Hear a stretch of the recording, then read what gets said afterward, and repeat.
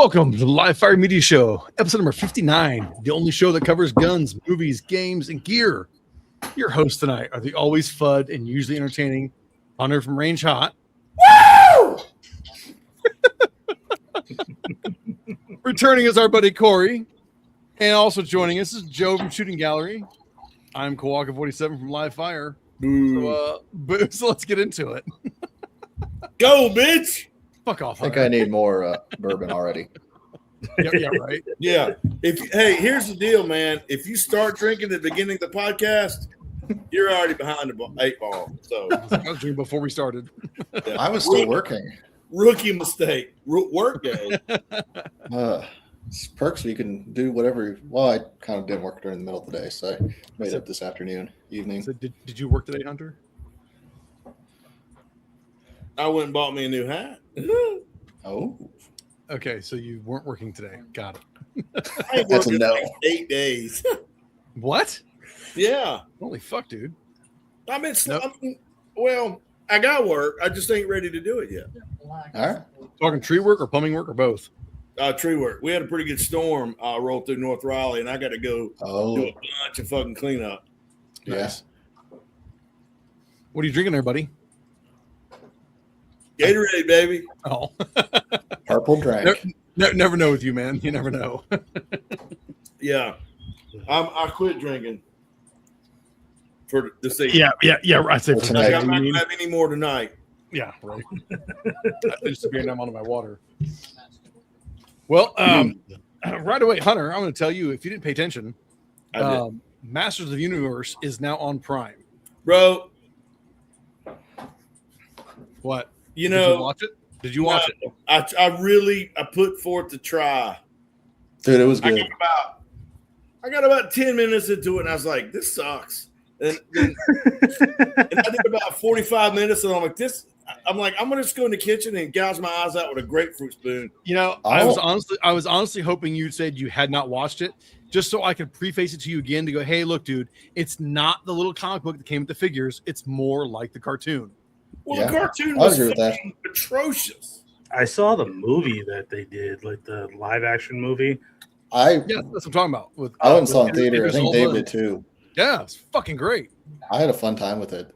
When I say it's fucking great, it doesn't mean it's a great movie. Like, my time I had with it was great. I watched it again Sunday. I have my issues with it. Like, the humor is way too thick, way too much Marvel humor. I can't fucking stand it. Yeah. It's comic book humor. Yeah, but overall, though, the visual style, dude that played He-Man, Jared Leto Skeletor, fucking awesome. This is what I'll say. If you're going to watch an epic film, that is not this. Are you looking to be entertained and have a fun time? If that's the attitude you go in, you're going to love it. Because it's just a fun time. Given the option of watching the rest of it or getting a broken glass enema, I would go for the enema. I will say, is this the old school like 80s movie Masters of the Universe? Yes, okay. Skeletor. Okay. So the one that just come out. I didn't know. Was it Man at Arms? I didn't know if it was like a new production one. The one I saw was like in a junkyard. No. That's the old 80s Dolph Lundgren. No, we're talking about the new current film that came out this year. It's badass. Yeah, I watched Dolph does have a cameo. Oh, it's a great cameo. I was so not expecting it. It is a good comment. In the gym. I didn't get to just pump an iron. Oh, Hunter, dude, finish it, man. You need to get past the Earth stuff. You got to get past the Earth stuff. Yeah. Which wasn't bad. It was the worst part of the movie. Really kind of caused me to not be interested. The awful fucking acting. Like, I was like, if it weren't for the awful acting and these stupid people, it's not bad. Okay, did you get to see Jared Leto Skeletor? Right? Did you see Skeletor at all? I mean, no, I didn't. Great. I tell you where I felt the explosive diarrhea begin to well up when they were talking to that old fart on the bed, and he was like gurgling and whispering. Like, I think probably within a half hour of the beginning, like the dude's laid out. Man at Arms was drunk. No, this was all that's white. Later in the movie. Okay, so maybe I made it an hour in. What are you talking about? Oh, laid out in the bed. So he was talking to some metrosexual blonde dude, and he was laid out on look like a damn psychiatrist. Like his roommate. I don't know the canon of this. No, it maybe it was his son or his fucking daughter, or I don't know. But it was an old dude laying on a fucking couch like he's dying. I think you watched a different movie. I think you watched the wrong film, dude. Was it? Because he was talking about Eternia and some big drill or some dumb shit drilling down to it. It had the man in arms was black, and it like the beginning of it. The king or whatever, his kid was like itty bitty, and he was getting the shit kicked out of him. Yes, that's it. That's the same. That's the same fucking flick I was watching for. What? I don't know what scene you're talking about. Well, so what you're saying is the nuances of the movie didn't stick with you either. No, I just have no fucking clue what you're talking about. Otherwise, with some old dude saying laid out on a bed or something. I haven't watched this since in the theater. It's like this old guy, maybe the father or some shit. I don't know. And he's telling this blonde-haired metrosexual motherfucker, they're like, you got to save Eternia and get the power from the core. And then he's coughing into a fucking rag so everybody knows he's dying. That I don't know what the hell you're talking about with the movie. There's somebody coughing into a rag and dying talking to him. Seriously, like. All right, I'll tell you what. Sure, you watched it on Prime. Like, do yourself a favor, pull it up on Prime, watch the whole damn thing because I just watched it Sunday, dude. Right. That's Joe. What do you got in your hand over there? Okay. I wasn't trying to segue at all. No, I just picked up a Henry H12 detector in 357, and as the Lord intended. Yeah. What do you have on the end there too? That is a CMMG 036K. Oh yeah. Yeah, I just found my love for suppressed lever actions. It is, dude, absolutely it's the shit. It is just sexy. That's what it is. But it was leaning up against my wall, and I didn't want it to fall and pick that thing up. So I was like, I'm going to move this over here. I don't know if I'm going to trick it out with like Ranger Point and Midwest Industry stuff yet. Should get two, one of each. The key is you do you, boo. Yeah, well, yeah. We accept all types. Yeah, Walt's saying leave it the way it is, but I don't know. I do want to get an optic on it though because my eyesight's been going since like birth, so I can't do buckhorn sights. I just mine too. I get that. That's why I run dots on everything anymore. I know, and I'm like, no, I'm just gonna run buckhorn sights. Yeah, no, it's bad. Like my new Project Gun's gonna get a dot on it for sure. No, I mean not the with irons, but just dot all the way, man. Dot life. Yeah, 100%. I shot competition this weekend, and I was like, thank God I have a dot. I can never run. I can never run just like irons. I'm already terrible, but I'm like, gives me a little bit of it. Why make yourself worse? Yeah, exactly. Well, you guys all know of a project gun that I've started. I do. We've talked about it a lot. Yeah, Hunter. Oh yeah, the Mini 14, very slick. Yeah. Finally, don't fuck it up. Don't fuck it up. Don't fuck it up. How I want to know how fast was your finger clicking on aim surplus? Because I heard those things went up and they went away. Oh, you got that one. Those were what police department I wonder sold those? I have no idea. Yeah, I saw the post on it. I'm not gonna lie. I might have know person that made sure that we got ours. No, that's good. He sucked a fucking chain of cocks to get that one. Yeah, it was just a lineup. You would like to know that, wouldn't you, Hunter? Dude, I know it. Ray Charles could see it. You might not want one, but you're holding your mouth that it's fine.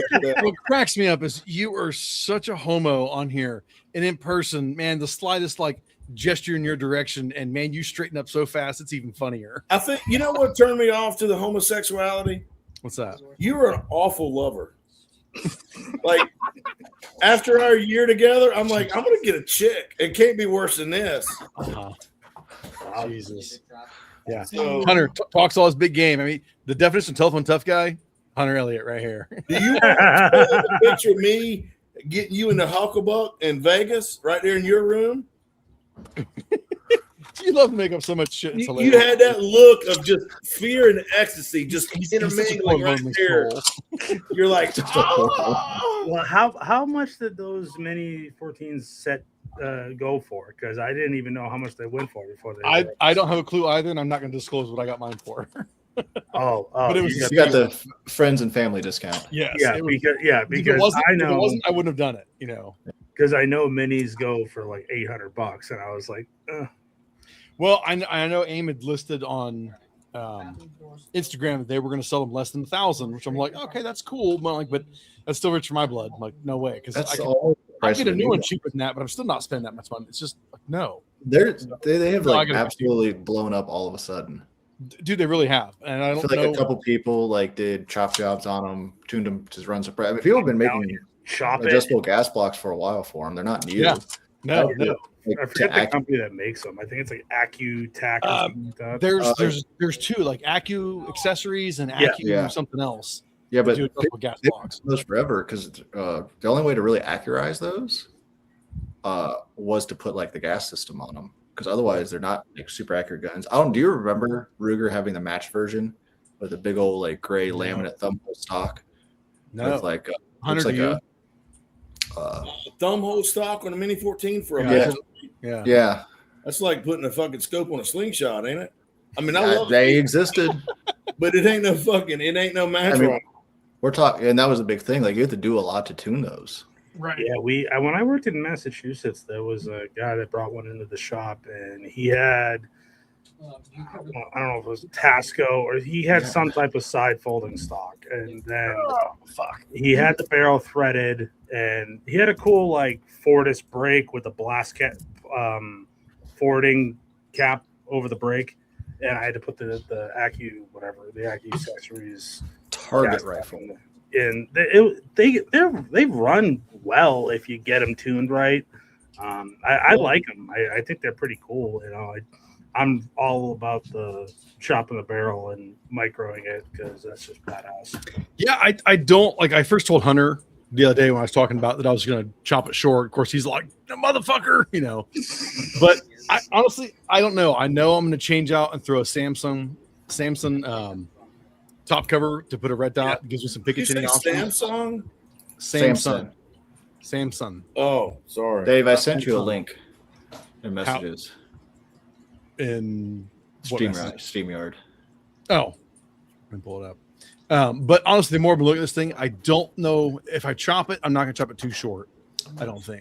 So I have the 18 one with the original like Samson folding stock that Ruger did a year or two ago. Oh, holy shit, that's fucking hideous. Hunter's gonna love this. Yeah, that was a thing like 10 or 15 years ago. It has like a moderator looking thing on the end, like a tuner. But I only want to go like to 12 and a half, I think. That's the shortest I would go. There you go, Hunter. Mini 14 target. That was a official Ruger. Damn, that is ugly as sin. Yeah. I don't know. I don't like that. Yeah, it's a pass for me. And the funny thing is they're like kind of M1 actions, like Garand actions, but they're really like basically its own thing. Yeah. Like the guy that designed it worked for under Eugene Stoner at Armalite. I didn't know that. I mean, it was funny. It was when I brought this thing home Monday, I guess. Yeah, Monday. I was getting stuck in the garage, and I told my son, I was like, "Hey, grab my backpack and grab my rifle out of the truck." He's like, "Oh, okay." And I hear the action being run, and he's grabbing this thing because I know he's looking at going, "What?" I look at him. He's standing there, and he's looking. He goes, "What is this?" Mini 14, dude. He goes, it's like the M1 Garand, but it's not. I was like, yes. I was like, what do you think? He goes, this is awesome. Yeah, they're pretty cool. Yeah, I've always liked them. I don't want to pay what the retail is. Same. Like I don't care that they're not known for being accurate. I honestly don't give a shit. I'm gonna shoot this thing inside of 100 yards most times, anyways. Just have fun with it, especially if I chop it down. Yeah. I had to do accuracy testing of mine because it was for Rifle Shooter Mag, and I knew it was gonna be a waste of time going into it. Right. And I only did it at 50 yards because I was using a red dot. If their conditions were red dot 50 yards, if I use a rifle scope 100, I'm just putting a red dot in there and shooting at 50 because these are not, especially on that model with that stock. There's no comfortable cheek weld or position you can really get into. Like there's nothing, there's no rear bag supporting because there's no stock. It's just hanger. Coat hanger, What little I've jumped into the rabbit hole reading is that like these things typically are 4 to 6 inch groups at 100 yards. Like, yeah, and that's probably a good day. And I was like, minute of man. Right. Yeah. And that's where I look at it. I'm like, honestly, that is fine. But also the fact that it's odd that in this day and age, even cheap ARs like Hunter is putting 1 inch groups with the HP 15 effortlessly. Yeah, you shoot decent ammo. Like, you can like go. Why is the Ruger? Why have they? I mean, supposedly they're better now, but why are they so bad for so long? I don't understand that. Like, I would say that Mini 14 is easily a 2 MOA rifle. Okay, mine was not at 50 when I tested. I'll find out when I get out and shoot it. I had a couple. I shot like 5 groups, 5 or 6 different ammo types, from match grade to cheap stuff, and it was just all over the place for consistency. That's wild. Yeah. And I don't understand how they've always been known for that shit.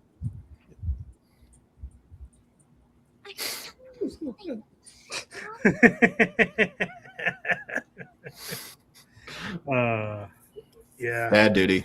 I don't have. I'm even since I've moved to Florida, I'm like slowly growing my gun collection even more because growing up in Mass, I couldn't have like anything. Not much you can have. Right. Yeah. So I'm like, okay, I just bought an AK receiver. I'll build one now. Then got a couple ARs, couple, stuff. No, I'm about to throw this out there, Joe. Do you have nods? No. Do you want nods? Do you have a way to shoot nods? Is that at all a plan they'd like to have?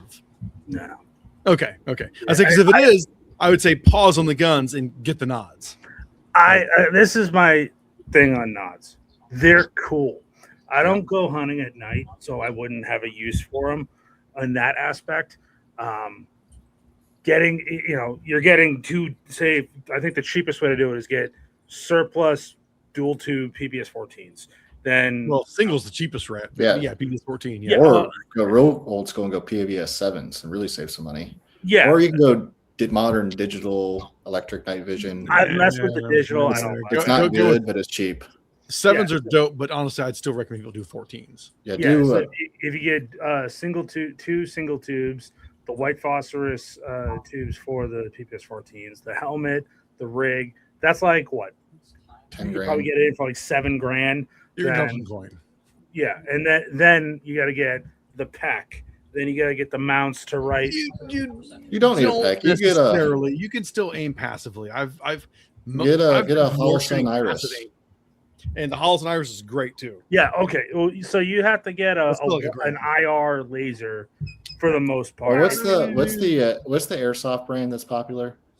Soma Gear. They work great. Gear. Oh, okay. And they're like how much? $200.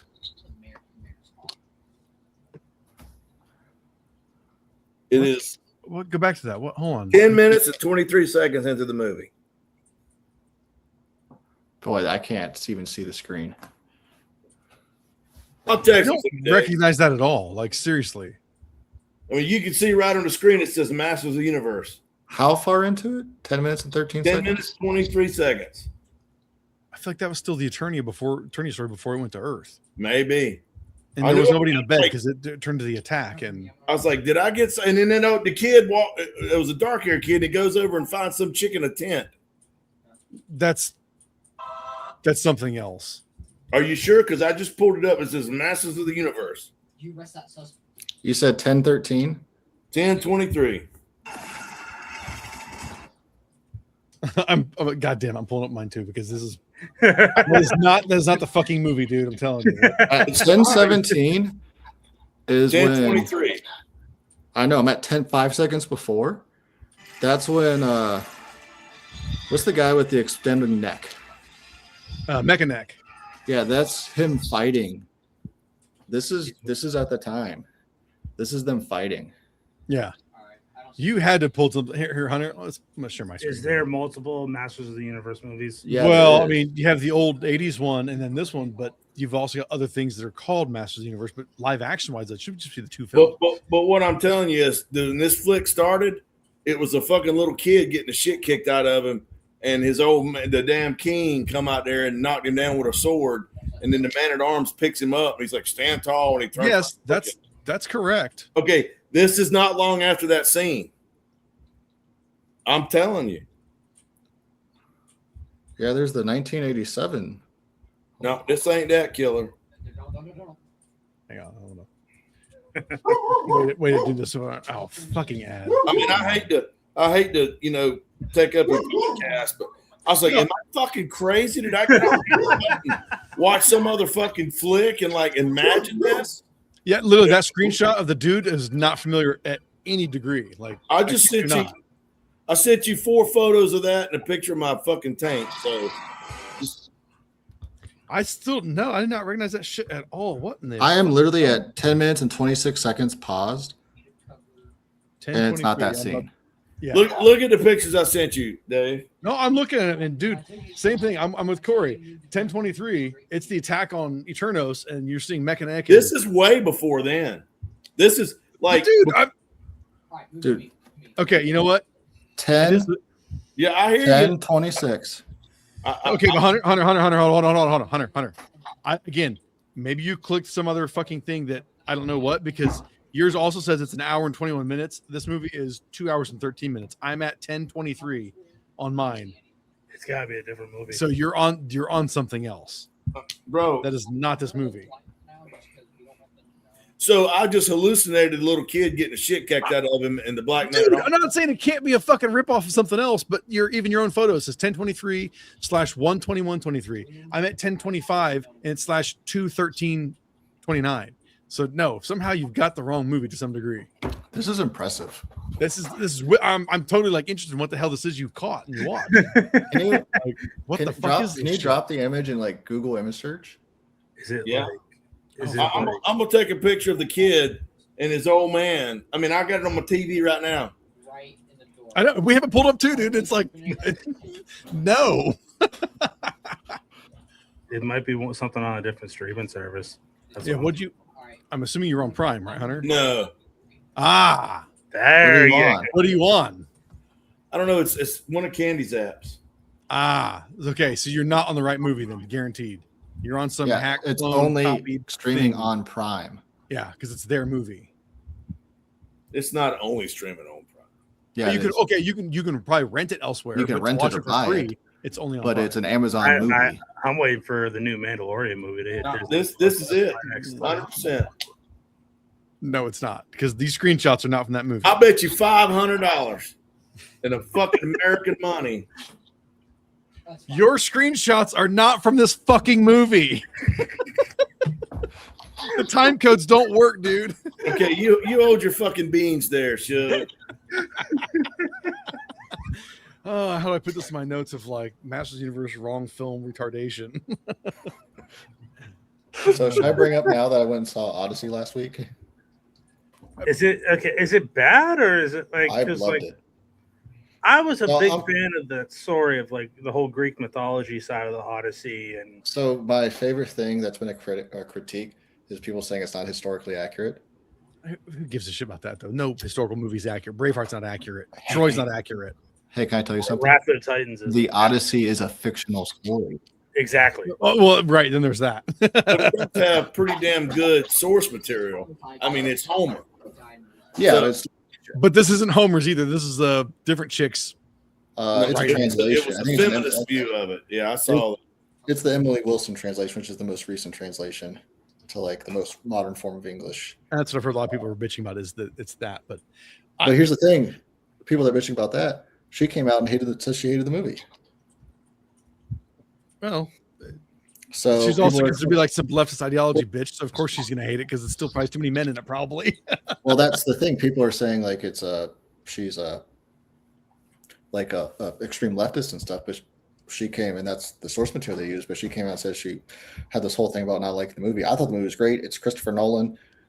If you can't watch the Dark Knight trilogy, Dunkirk, Oppenheimer, Prestige, Inception, Memento, any of those, and be like, yeah, I'll go see a movie by that guy. Here's my point with it. It's really good. Honestly, it's what 3.5, 3 Or hours. It's 3 hours. Felt like if I were to say watching it, it felt like a 2.5 hour movie. But here's my thing. I missed. I didn't watch Oppenheimer because it was like 3 hours in theaters. I just didn't feel like watching it. I watched it. Came out streaming. I enjoyed it, That's great. but I'm probably not going to watch it again. That's not like a rewatch. I would say like his movies outside of like the Dark Knight trilogy, maybe one or two others, aren't like what I would consider like the most rewatchable movies because they like, to me, they sit with you a while. Oh, like they do. You watch that and you just think about it. Like Oppenheimer, that's a thinking. Like you watch it, and it's a movie that's really when it's about Senate hearings and science. Like I probably watched Tenet too many times for. Tenet's probably one currently without seeing Odyssey. Tenet's probably his weakest film. I feel like because it's largely considered, and if that's his weakest film, that would be most directors' like home run hit, right? Because it's still wild as shit. And I still enjoy it, and it's still beautifully shot. Yeah. What I appreciate the most about Odyssey, it is almost all practical effects. There's very little CGI. And that's super crazy and dope. Like that's a movie I think I'll definitely want to see like the behind the scenes. There's the one I talk about. There's a scene where he's like essentially talking to the dead, to Hades, to the vessel that takes him to hell, right? Yep. And all of his fallen comrades that he took from Greece to Troy rise from the ground. When they filmed that, they buried 25 stunt guys and like 25 like helpers, gave them snorkels, Jesus, and filmed that scene. They reconstructed like what looks like Viking longships and were filming in the ocean. People were literally getting seasick. Yeah, I've seen that. So just for that reason, to me, I will watch it. But like I said, I'll probably skip on in theaters. I'll wait till it's. I don't know. Everything gets politicized today. When it comes to like movies and sports, I just separate it all. If it's like a Spike Lee movie or an A24 film or something that's like I know is going to push the edge, you know that going into it. Right.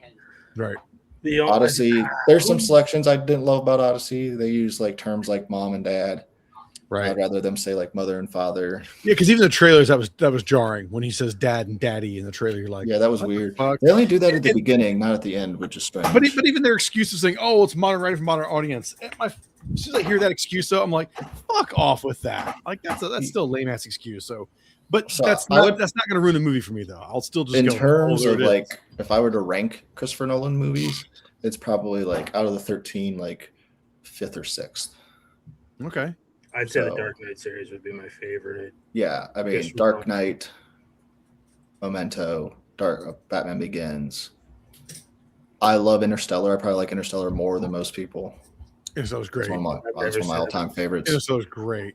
With Matthew McConaughey, Matt Damon again. Just incredible score. Okay. Matt Damon. I think Hans Zimmer did the score on that one. Just absolutely incredible. He did. Absolutely incredible movie. I actually just watched it recently. Didn't he do Shutter Island too? No, that's Martin Scorsese. Okay. Scorsese that's a great Scorsese film. That's at least Scorsese film, if anything, too. Yeah, Hans and Scorsese is one of the incredible director. All right, so here, Hunter. Yeah, man. Since I've already got you fired up arguing about a damn movie, which I seriously want to figure out what yours was. You know, I want to share something else that you absolutely love it when I talk about this. You know what I'm going to talk about? God, I don't know, man. Oh, come on, man. Is it going to be your fucking 3D printed fucking B&T? Uh-huh. Aliens. I mean, you've milked that something drawn up to nothing, but I got to know. No, so I was trying to build. Here's an airsoft magwell. Okay. I print off as give me an idea of how well if it would work on my gun. And obviously it doesn't, but it gave me more ideas to think. And I'm trying to redesign it. And I ended up talking to, as you talked to Solace, your chat GPT, I was using Grok and I was like, hey, any ideas on how I can streamline building this thing in Tinkercad? And the tip it gave me, which I never even thought of, it was like, here are links for 2 different magwells that people have made for the GHM9. Build your pulser for magwell off that magwell for the B&T. And I was like, oh shit, that secures the attachment point. Yeah. So a while back, where'd it go? A while back, when I asked that, I grabbed that magwell and I printed it and it worked really well. So I went in Tinkercad and started designing it and printed my magwell. That's awesome. The only problem was this is a new material I haven't used yet. I can't recall what it's called. It's really heavy duty. It feels really badass. I'll probably do my final print in it. But this was a 10-hour fucking print, and I fucked up. Somewhere, you see the whole different sizes. Somewhere when I was designing it, I accidentally narrowed the magwell. Oh. So I built everything off of a narrowed magwell. So this thing literally is the width of the actual like magazine itself. So I was like, fuck. So after 10 hours, I figured it out, reprinted it today at a PLH material, and damn, Hunter, look at that shit. Look at that shit. Can you pull up a picture of the source material? Yeah, the actual Sounds one. like you need a compact entry stock on that. I love it. Boy. Let's see. Do you use bamboo printers? Yeah. Bamboo Lab? Yeah. That's what I'm running. Let's see. Oh, Jesus, come on. Yeah, Dave, sounds like you need a compact entry stock on that BNT. My man. Okay. Well, it's set up right, man. Well, I didn't know if it was, a Safety Harbor compact entry stock or no. This is the BNT. Yeah. Okay. I hate it when Google doesn't like work the way you want it to with fucking images. You think it's the Indian or the arrow? Shut up, Hunter. Excuse me, Dr. Fauci. Sorry for the question.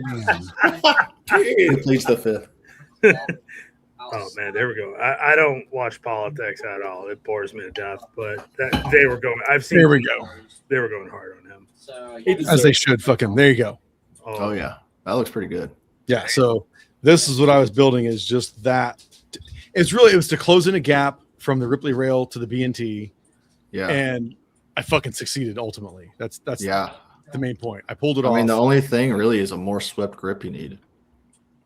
I'm not concerned about digging with that. I mean, I think it looks pretty amazing. Like I can't change the grip on mine because mine will take AR grips, so I might fuck with that. But the focus still is all on the pulse rifle style magwell, which, it's not bad. Like I will step it in, like you see in the image here as I'm moving around where the counter you could get like a Hogue overmolded grip or something like that to kind of look like that pistol grip. Again, I'm not worried on the pistol grip just because it's a Tommy gun grip. I don't care because guess what? When I'm shooting, how much you see the grip? It's not in my fucking hand. I don't give a shit about that. I think it looks pretty great. I'm not trying to build an actual M41A. If I was going to do that, I would get a Tommy gun. I'd get an 870 and SBS it. I would get some Airsoft Splash 12 parts and get a resin kit for all of this. I don't want to do this. I literally want to be my pulse rifle, and that's exactly what I'm succeeding with. And I couldn't be fucking happy with how my I will say Manticore Arms like knocked out of the park with that rail. Could you do a little window inlet, like sink it in like a millimeter? I intend to because this section up here, this section up here needs to be recessed a little bit, and then I do intend to put in a little readout, and I'm looking into stuff on making the readout actually work. Yeah. But other things like right now, like magwell right now, it's all straight. This needs a taper, so there's more work to be done. But this was just prototype. This was just about getting this prototype fit working because I even got to remove some material to rest this whole system back a little further because I have a new gap now right in here that I need to close back up. But again, that's okay. I fixed this design this afternoon at lunch and printed it, and bam, it's on the fucking gun. Yeah, that's pretty dope. Yeah, I'm super stoked about this thing. I saw Tim is almost done with his article on his that he built. So I'm excited to see that when it's finished. But his is built on more of a AR-15. Right. That's what 90% of them are. Like, the only non-ARs is mine, Nick Chen's. We're both doing GHM9s. Another guy who I got the optic mount from, he built his on a Keltec, like PMR 30 or something like that, or CMR 30, something like that, or maybe it's okay. And it looks different and cool, but he didn't have a 3D printer, so all of his extra pulse rifle furniture he fabricated himself, and it looks dope as shit. That's impressive. So really, those are the only three that I've seen that are not AR-15s, basically. Mm-hmm. So I don't know. Hopefully, we'll see more. But yeah, Hunter, there you go, man. That's the fun of 3D printing, dude. Amazing. Can you take a photo of that and text it to my other cell phone? Oh, I'm just gonna blow you up with more photos this thing. I'm gonna take so many beauty shots to annoy the shit out of you. I mean, it's not as nice as your BNT, but I just got For those who are watching this, they're like, it's a vertical grip. It's SBR. I have a Form 1 on this. I haven't bought the stock yet. I have a Form 1. Stribogs are dope. Oh, Yeah. I love Is that the A3? Is that what they're on? The No, A3? this is the A1. This is the A1, and I got the KDG rail, and it's a game changer on this. I absolutely love it. But yeah, this thing is. Do those take CZ mags? No, they you can if you get the Nexus Firearms lower, CZ mags. But these are the new design Stribog mags because the straight ones, I guess, had reliability issues. But I just got this KDG rail for this. Oh, it looks good. It looks real good. KDG makes some good stuff. Yeah. And, got the light that can blind. I was sad they weren't at GunCon this year. They weren't, were they? Yeah, I know they're good dudes. I know they're pretty cool with each other. The first Stribog I shot was Jeremy's at Valley City Range. I stopped in and saw him, and he had me shoot his because the 45 model uses UMP mags. Yeah, he had yes, cans on it, and that was fucking dope. I would love to try the 45 model. There's a local shop, so I'm in the Sarasota area, and there's a shop in Sarasota that I picked that up from for a really good price. I'll say the Stribog 45 is the better way to go rather than trying to get an HK UMP and 45 because the UMP kind of sucks. Or do a USD conversion. Or same difference, in my opinion. Same difference. Yeah, it's a ton of money into the conversion. Why would you want to spend? Because I looked at the UMP because there's a company S5 Tactical. They make they make the G36 that's like under $2,000, which is like dope. But they also make UMP receivers, and I looked into it. I'm like, all right, so it's like I think it's like $400 for the UMP receiver. You can get a couple parts kits, and you can go between 9, 40, and 45. I was like, oh, how much is the 45? Those HK elitists out there, they need to get a kendo stick whipping for trying to charge $3,500 for a part. Oh yeah, they're who had HK parts had parts kits HK parts had some parts kits come in. I forget what they were for. I was looking at them. They had the 40s, then they're like $1,800. It's not those, but they had some that were like $4,000. I'm like, there's no way. No way. There's nothing. You still gotta and then they recommend the person to send them out to. You're like, I wonder what kind of kickback for getting here. Yeah. Yeah. You know that dude's getting a kickback. I will say I'm an HK fanboy as much as Hunter is a Colt CZ fanboy. And people that love the UMP have never held it. Need to fucking hold one first. They're not good. They suck. I've shot one. They're okay. Like they suck compared to MP5. They suck. Yeah, compared they're straight blowback. They get rid of the roll delay in it. They're straight blowback. They suck. Buy a Stribog. Exactly. I have the Stribog. I like it. It's really hard to compare any PCC to an MP5 because it's kind of the gold standard. Gold standard that's old. It's better than the AR-15. 40s, 50s.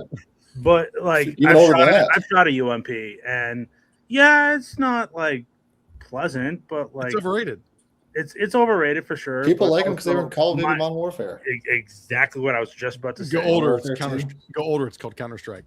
Yeah, my generation, Modern Warfare is the original Modern Warfare in MW3. That's what I played. Yeah, I'm assuming we're probably about the same age, so. Yeah. Wouldn't the Thompson submachine gun be the gold standard for? No, it's classic and it's awesome. It's heavy, but it's not the gold standard. No, it's heavy. It's shoulder. The shoulder it and aim it is not comfortable. No, it's great. Sure. Yeah, I've shot. I know it's your favorite. I've shot it too, dude. Like I've only shot the rifle. I've never shot a full auto. I've never shot it as a short barrel rifle. I don't like the rifles. They're just god awful. Well, I'm not talking about what Auto Ordnance is putting out now. I'm talking about the original Thompson. I have a friend I used to work with. He had a registry one, or has one still. I think it was his dad and he inherited it. Nice. I mean, if I could have one of those, sure. My buddy just had his cut for a 45 caliber silencer. That's cool. Yeah. So he put it out here because it was a West Hurley that was restored from 1978. So it wasn't original, wasn't a Colt. So he took the cuts compensator off and had it thread, and You come over here with a 45 caliber silencer on it, a couple hundred That's rounds, awesome. 230 grain ball, and That's fucking cool. I'm on Gunbroker now looking at them. How was it running suppressed? Say that How again, was it? please. How was it running suppressed? Oh, like a soul machine. Yeah, no Hunter, back. It's I wouldn't tell anybody not to buy one, especially if they get one in full auto. I wouldn't say don't buy it. I'm just saying it's not the gold standard as far as subguns go, but they are fun. They are fucking awesome. I disagree. Well, you can disagree. That's allowed. I mean, if it was the gold standard, it would still be in production to some degree, I feel like. I disagree with that as well. The reason that it's not in production is cost. You know, it's not a cost-effective machine. I'll give you that. Yeah, okay. it's not Like the M1A1 then. It's probably cheaper. An MP5 could be cheaper to make than the Thompson because Because of stamped steel. The Thompson was replaced by the fucking Greeks gun. Right. So yeah. I mean, not replaced, but well, I mean, they phased the Thompson out. And the Grease gun sucks in comparison. I mean, they're still cool in their own right, but they're still not the Tommy gun. they were just trying to make something to compete with the production of like the MP40. Yeah, And the MP40 is a cheaper version of the MP38. I believe because not only of the design and the balance of it, but the beauty and what it was able to achieve long before HK could even fucking fathom what was going on in this world. That's how I feel. Hunter, I'm guessing you're not an HK fan. No, he fucking hates them. Okay. Yeah, Hate's a strong word. He doesn't hate them. He just has hate them. He has no care for them whatsoever. I get it. There's certain companies out there that I could. I mean, I would say I'm an HK fanboy, but I mean, I have a handful, like 3 of their pistols. I sent my P30L out to Langdon Tactical. I was gonna say I only like the P30. Like I like the VP9, but I'm not. Yeah, the VP9 match P3. Yeah, one of those. Oh, that's super cool. Is that the looked out one? Yeah, that's super cool.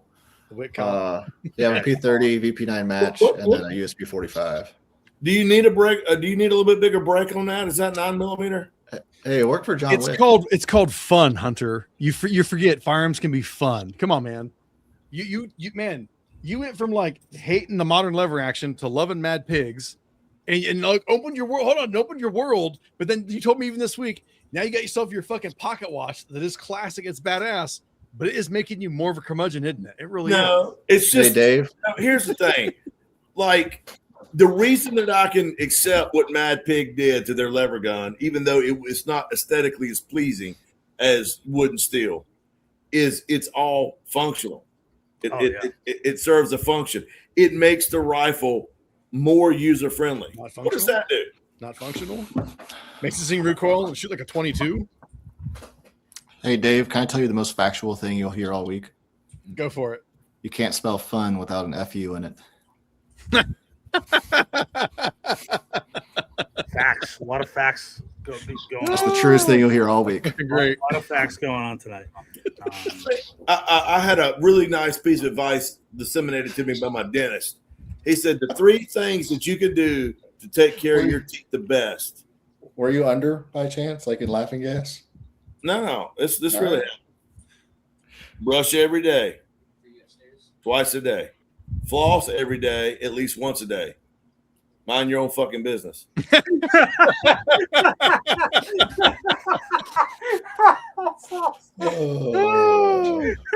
awesome. Way to bring it in, Hunter. Way to rein her back in. I'm here for it. That's fucking awesome. I want to make that a T-shirt. I mean, my dentist told me that. Like, he's my buddy. You're a good dentist, man. He's a buddy of mine. So we get along swimmingly. He specializes in wooden teeth. Right. Well, have you guys started seeing the Turkish Sposs 12s are starting to pop up out there apparently? I was just talking Tim, who's another writer, friend of ours from GunCon. He just sent me something on Instagram about him, and he's like, "Yeah, I used to have one." Oh, but he had one like pre-Jurassic Park, so like in the '80s, and he said it was terrible, so he got rid of it. No, yeah, they suck. Like they're not. They're terrible. They suck. Yeah, my buddy's got 3 original ones. They suck. And I don't know which one he had. If he had like the stock version or the folding version, right? Like from obviously that's the one everyone wants from Jurassic Park. Yeah, I would probably pick up those Fast 12s. I'd pick up one, but How much is a shoot one first, Joe? yeah, I'd like to. Yeah, I'd Shoot like one to shoot first. because I've always loved the. I had an airsoft Spaz 12 when I Right, and that's dope. Like I've looked at buying an airsoft one just to mount on the wall because they look cool. Because my buddy, like I said, he has 3 of them. They're kind of shit. They're clunky. Yeah, yeah, the semi doesn't work all the time. I'm hoping that that's the thing though. The Turkish ones, they want like $1,100 for them, which again, Well, I just pulled it wonder- right now and it was saying $1,500 on sale for $11.99. I'm like, Are they inertia? really? No, they're gas operated. They're gas guns. They are gas guns. so it's Well, not. but now the thing I'm curious about though is I heard something about these Turkish Spaz 12s though. Okay. A dumb thing with the original Spaz 12 doesn't matter if you're in pump or auto. If you want to load more shells into it, you can't just shuck them in. You have to hold down the bolt release button, even if you're in a pump, so the lift gate will slide up. So you can put more lots of shells lift in. gates. So there is zero fast loading of a Spaz 12 whatsoever. It's shit.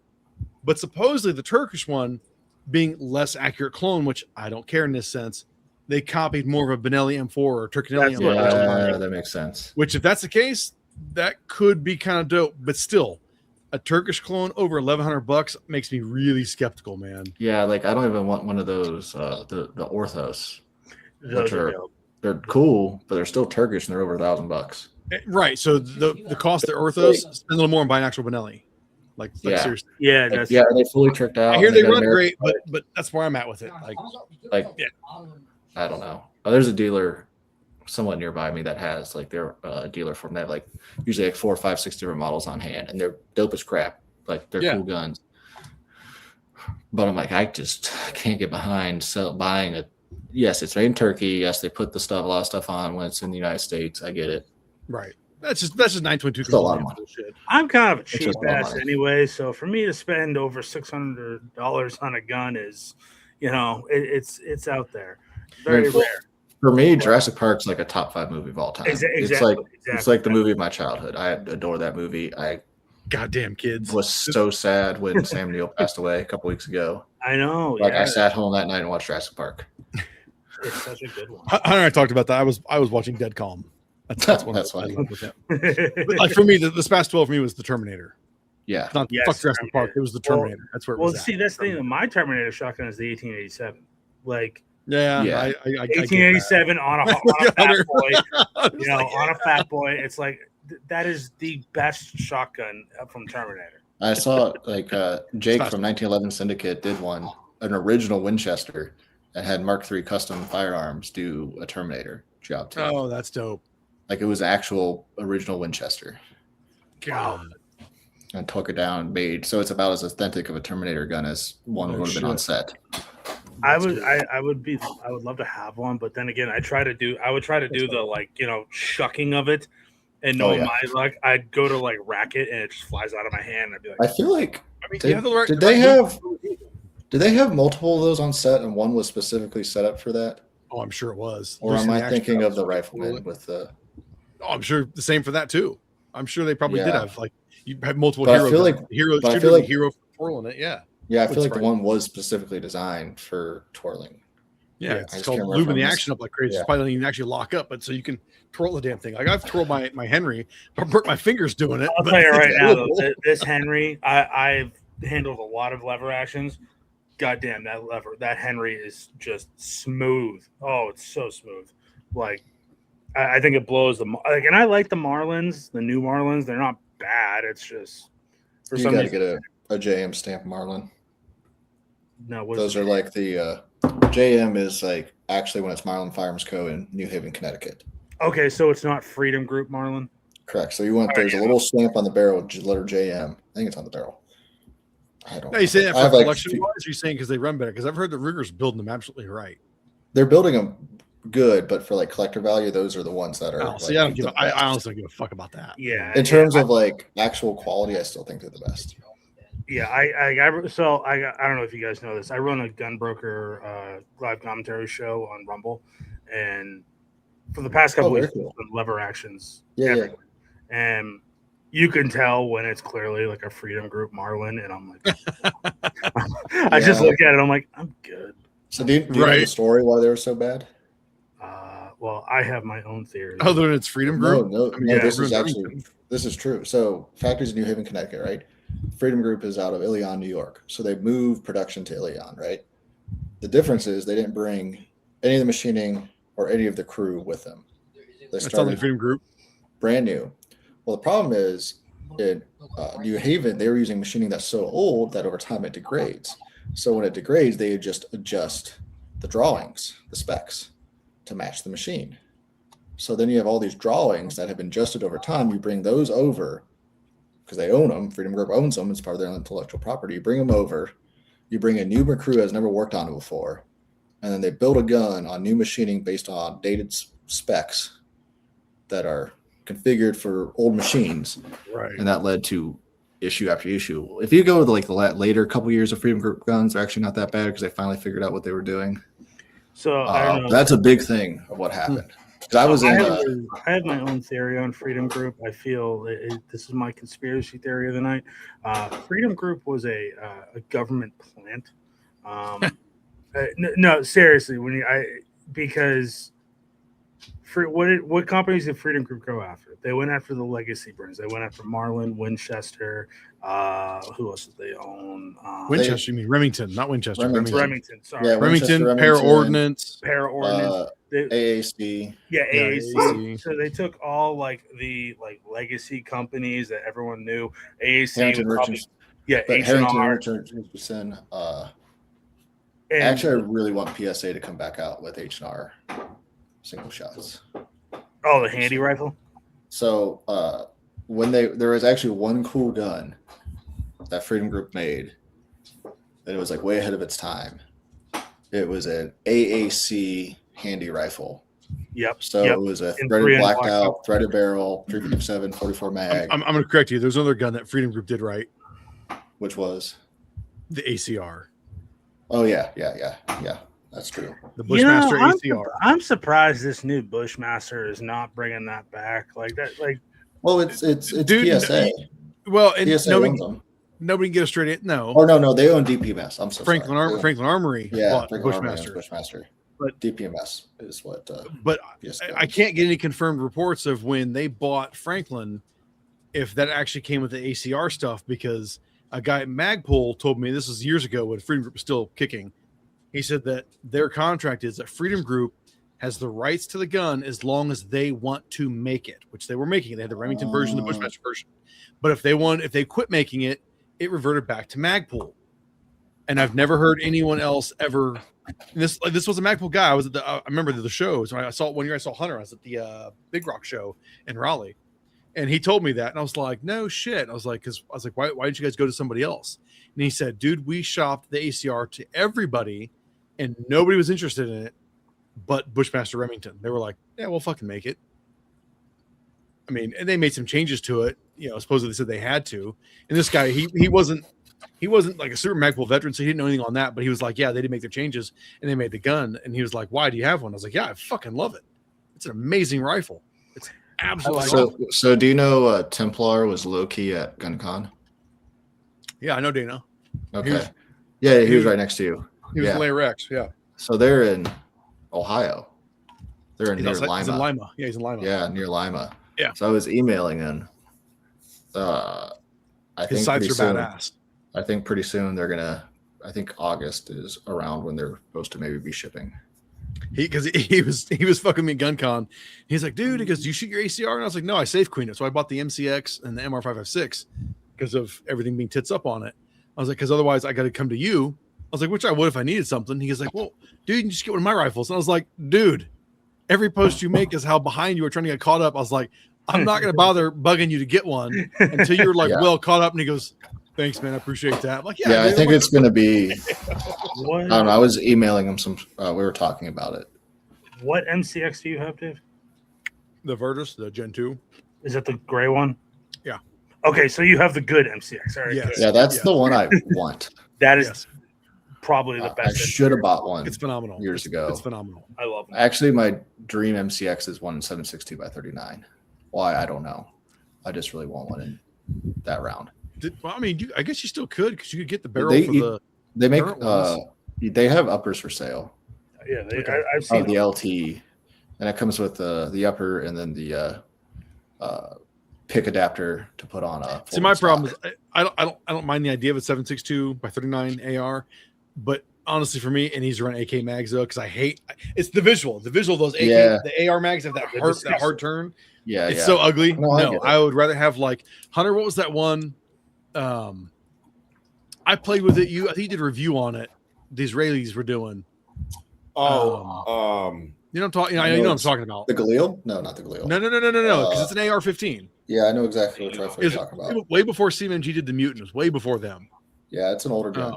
And it was badass. Like Mickey sent it to me. Yeah, but what the hell? Wasn't the Gilboa, because the Gilboa was the double AR? It's a Gilboa. No, that's this. That's the Snake. Yeah, the Gilboa. Is it the Gilboa? Is that what it was? Yeah, good memory. Exactly. Yeah, I think it was. That was it a is the Gilboa. badass 7.62 AR. Like, did you shoot that while you were here? Didn't you? No. I borrowed one from our attorney who was importing them initially, and I shot the piss out because they're like, Dave, can you shoot this thing? I was like, yes, I will happily shoot this thing. Yeah. I was like, give me some ammo. Like, yeah, it was fucking awesome. Yeah, that's great. What happened to that damn rifle? Like, does anybody still make it? Oh, so randomly, back to MP5 conversation. Okay, Gilboa M43. That's it. Oh yeah. I might be getting trading a buddy just for a bolt gun that I have.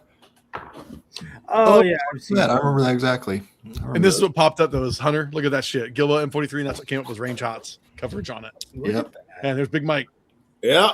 I remember that gun. Fucking WhatsApp not too long ago. That's dope. Yeah. I talked to Mickey right regular. Oh yeah, I remember those key mod. I remember when they came out trying to get them at the fin. Yeah, I mean, look, your mag release was inside trigger guard, so it was safe. Yeah, but you could hit with your finger. You didn't have to pull the AK bullshit on it, but those things were sweet. Yeah, I would honestly love to shoot that. That looks pretty cool. Yeah, they are. They were fun. I think those are better. I was never a fan of the Mutant personally. I love it. Oh, the Mutant fine. I think they were just big bolt. I remember we had them at the fin when I was there. I guess what's dope about this thing, it wasn't as bulky as the Mutant. I think this was. That's why I like this better. The Mutants was a kind of a big, heavy gun. Yeah, I want the anvil. I want the anvil. Yeah. So that's the 458 SOCOM. That thing is. I can't afford to shoot that, so now I'm good. Dude, I got a 450 Bushmaster that I reload the ammo for it, but dude, I've shot that thing maybe 4 or 5 times. It hurts to shoot because it's right. Yeah. Well, I have a 10 I live and in a half. Ohio, so I got 450, 350. Yeah, I have a 10.5 inch barrel on my AR, and I have a big Bear Creek Arsenal tank brake on it, so it's really loud. Sitting next to you. Oh yeah, I only shoot at outdoor ranges, but I don't bring them. If I bring it out, I see how many people are in the range because I don't want to be that dude. That's funny. So I'm trading my buddy because he has 2 of them for something I don't need anymore. I'm trading him something I don't need anymore. But anyway, for a POF MP5. Okay. So we'll see how those run. Sweet. So those are Pakistani, built on licensed HK machining. Yeah. I feel like they've definitely gone up in price. What's that? The whole people still say the license, HK machining part, but like, dude, that was so fucking long ago. The licensing of that shit, just stop. They're just Pakistani MP5s, but they build them right. It's like the NKE. NKE is still not building their MP5s off fucking licensed HK shit. They have their own equipment, just building them, and it's fine because they still build a fine MP5. But the biggest complaint on the POS is just the finish. But I wanted those. Well, this all became about because of HK suspending sales of MP5 or SP5s and MR556s for an indefinite period of time. Yeah. So I've always wanted 2. I wanted one that was like an actual SP5 or SP5K left in kind of its original configuration, and then to get like a clone to like change stuff out on, like change out the lower to something that's like AR ergonomics, AR controls, whatever. Because you can do all that stuff now. But Corey, you can just change all the shit on the fly anyways. Like I have 3 lowers, I have 4 handguards. Yeah. Like within a couple of minutes, you can change the total style. I know. Stock too. You can change. I think it was just the idea of just having the real thing, just leave it as is. I get it. It was literally between an MP5 and the Stribog, and I was looking for a Scorpion, and I lost a bit on Gunbroker, so I was just like, I was so butthurt because it was an OD green Scorpion Evo S1, and the one I wanted, and I'm like, oh, this is so dope. I called the FFL that had the auction. It was a very chain FFL down here that had it, and I'm like, listen, I will come cash in hand to you guys. They were in Apopka, Florida, which is 2 hours from where I am in Sarasota. So it's like, oh, I'll just drive. Like, no, we can't do that. I'm like, dude, I got cash in hand. I'll buy it. And the guy's just like, yeah, sorry, good luck bidding on Gunbroker. I waited like probably it was a whole night of like, all right, I'll bid. All right, it's $600. Okay, I'll bid. Within 30 seconds, boop boop, outbid. And I'm like, what's going on? And someone had to tell me, like, yeah, dude, there's people that have like auto bid bots on certain. Yeah. Oh. Here's an unpopular opinion. I don't like the Scorpion, and I owned one. It's just not my favorite gun. Joe, what'd you do? You lost your since you're muted. Hey, Daddy. Oh, there we go. Me? Sorry, I touched. No, Joe, not the other girl. Hey, Daddy. Oh, I like the Scorpion. I've got one. Yeah. So I had one. I bought it. My FFL didn't have a MP5, so I went with the Stribog. I mean, if it itches your fancy, it's awesome. It doesn't matter. Dude, I like weird guns, man. Like, there's so many guns that I think all of us do, dude. Like, yeah, Hunter's is more classic, if anything. I like guns. When people ask what I collect, I'm like, whatever interests me. Yeah. Like it just comes down that's to what we talked about with Steve, Mad Pig. It was like, what sparks our interest? And like he says he has an FNC. Why? Because he liked it from Heat. Which I was like, I get that, but I hate the FNC. I think the FNC is fucking uglier than shit. But you like it from that movie? I totally get it. And like, fuck yeah, there's things. I love the G36. Like people, people are like, that's crap. Or I love the Colt Delta Elite. I think that's a fine. Hunter, I'm a huge 10 mil guy. I'm not like the biggest fan of Colt 1911s. Like, I think they're really cool. Careful, Joe. No, I'm not saying they're shit. It's just there's other 1911s. I'd rather. If I would buy a Delta Elite, I don't know if I would try to find a little bit older one. I want a 10 mil Delta Elite with the grips. I do like the Delta Elite quite a bit. That is on the grail of pistols. Yeah, there's too many people out there that want to like pigeonhole you or kind of talk down to you because you might like or not like something. Yeah, like, dude. If someone loves buying cheap AR-15s and has 50 of them, cool. Right? Is that what make them happy? I don't. It's not affecting my life. No, I like what I like. No. You like what you like. Let I like everything. Yeah. I have guns from the 1800s to modern day. Yeah, I like future stuff. I like pop culture stuff. I love everything. Yeah, I just bought a CZ52 from Walter, and I haven't shot it. I gotta find some Tokarev ammo, but like that thing's sick. It's got Bakelite grips. I'm like, this is awesome. Like, those things are cool. It sits right next to my P85, and I go all metal guns, and then my thing just goes into all my plastic guns. Like that's fucking sweet. I'm not like a huge like Walther PPK fan. Me either. I think but I'm also part of it's because I think it's just overplayed with James Bond. I'm not like the hugest James Bond fan. If I'm going to watch a spy series, I would much rather watch Mission Impossible than James Bond personally. But I have a PPK because they came out with the threaded barrel one. I'm like, I just need to have that because I'd like that's to get actually one cool. Dude, so I have a P99 because when Pierce Brosnan went to the P99 in Tomorrow Never Dies, I was like, yes, the P99 is fucking awesome. It's a laser gun too. And it's weird because I think people would fight me on this. Pierce Brosnan to me is the best Bond. I love Pierce Brosnan. I will 100% agree. Like people, GoldenEye is like GoldenEye. Speak up, Hunter. Speak up, Hunter. What's up? No, I not even close, man. Okay, what do you got? Sean Connery. Don't say Roger Moore. That guy, Don't say Roger Moore. Not Daniel Craig. I know that I could place Sean Connery and Roger Moore one above the other because they're both completely distinctively different. But I believe Roger Moore played the better, like, English gentleman. Really? Okay. Yeah, I don't know. I love It's probably also just generational. Just when I grew up, Yeah. it was Pierce Yeah. Brosnan. Yeah, Pierce That's what I Brosnan grew is up my with. James Bond. That's And what Daniel Craig like came after him, and it was a totally different style of Bond, more reckless, not as suave. And that doesn't bother me, but like with you, I'll say the same thing. Like I remember watching the Connery, the Moore, and actually Lazenby. I loved Lazenby's film on Her Majesty's Secret Service. I love that one. I love him in that movie. I think he's great. And Dalton's 2 movies, but even as a kid, they didn't stick with me. But when Goldeneye came out, Pierce Brosnan, yeah, that's where it stuck. I was like, this is fucking awesome. Tomorrow Never Dies, World's Not Enough, and then sadly, Die Another Day was kind of shit. That's probably I one thought Die Another Day was awesome because he had that Ashton Martin dub 9, and I was like, driving. There's cool shit in it. There's cool shit in it. Just like the whole Icarus satellite story was just dumb. Like the guy that can't never sleeps or whatever. It's still fun. I still enjoy it. No, it is still fun. I just think this movie is the weakest. The opening scene where they're driving through the demilitarized zone in Korea, like that's. No, it's got good. I love the hovercrafts at the beginning. Yeah. And there's the whole opening credit scene where it shows like him going through like torture and being tortured. That was cool. That was a different intro. It was really cool for that. Yeah, I thought. But like as much as I don't like Roger Moore at all, Roger Moore still has some good movies as well, like Man with the Golden Gun with Christopher Lee. That's that's also because of Christopher Lee in that one.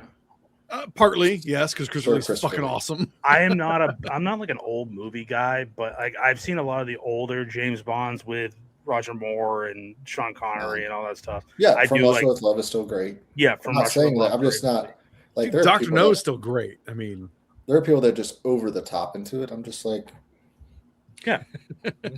I like GoldenEye because one, I'm an N64 nerd, and then who doesn't grow up playing it? Who didn't grow up playing GoldenEye?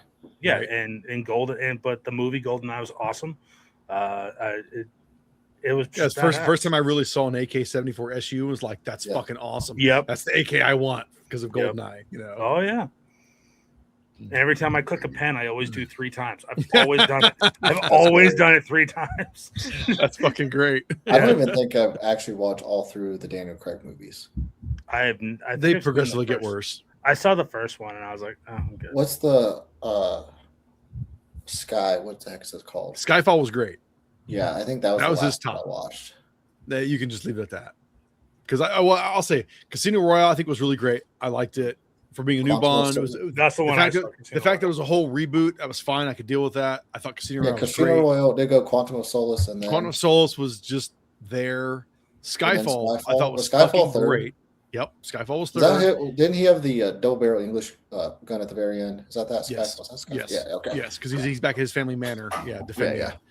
No, Skyfall's great, and then Spectre, which should have been absolutely badass, has like. Well, that like my dislike for Roger Moore ones, like there's or Die Another Day. There's still good moments in it. Just overall, it's not a very good movie.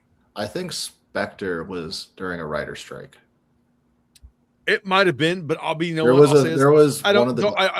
take that. I won't accept that as an answer of why it sucked because it's no bullshit. That's not a good enough reason. Then they should have held off and not made the fucking thing. Oh, I don't. And at that point, Daniel Craig was a whiny bitch about playing the role. It's like, dude, you know what you fucking signed up for, and you're crying that's hard on your body. Fuck you, dude. Tom Cruise literally played a role with Die Another Day or No Time to Die. Right? No Time to Die. Like, again, this is why I like probably if I'm gonna like. I know there's way more James Bond movies than Mission Impossible, but similar idea, right? I like Mission Impossible more. I enjoy both of them, and the Tom Cruise doing practical effects the whole time. No, I won't discredit it because I love all the Mission Impossibles. But the difference though is, if I want an action like shoot 'em up though, it's Bond over Mission Impossible because the Mission Impossible has never been heavy gunplay movies. And that's fine. No, the first one they didn't even kill anybody. I don't think anyone actually died by a gun the first one. I saw the first one. No. It wasn't. Well, no. So my biggest thing is the worst Mission Impossible 2, and it's still good. I enjoy rewatching it. My son turned it on vacation. I was like, God, this movie's terrible. Is it corny? Yeah, but I feel like it's not even a good. It's not even a good John Woo movie, man. It's just. I know, but I feel like there's way worse. In comparison, I think there's way worse Bond movies. I don't know about that. I don't know about that, man. What's up, Hunter? Man, I'm just enjoying the ride, a conversation. Well, give me some Roger Moore Bond shit. Drop something on me. Man, do you remember the tattoo on that brunette and octopus? I was going to say, is Moonraker your favorite movie? I remember that tattoo with that brunette on her down. He just liked octopus. I remember that. I said, no, everybody likes it because of the name, for sure. Well, I mean, that's right. Every millennial loves the movie Starship Troopers because it was the first time they saw a set of chesticles. Chesticles. But that movie's also awesome because it's fucking awesome, and Paul Verhoeven is a great director. It is a good movie. I just watched it the other day. It came on Netflix. I was like, I haven't seen this movie in probably since I was probably like 8, 9, 10 years old. Like, you know what would have made Starship Troopers infinitely better? If they'd have killed Denise Richards off pretty fucking quick. She was You're not wrong. You're not wrong. She should have died, and that metrosexual cat lived. Dude, she's as much the villain of the story as Rose from Titanic. Seriously, she's such a villain in that story.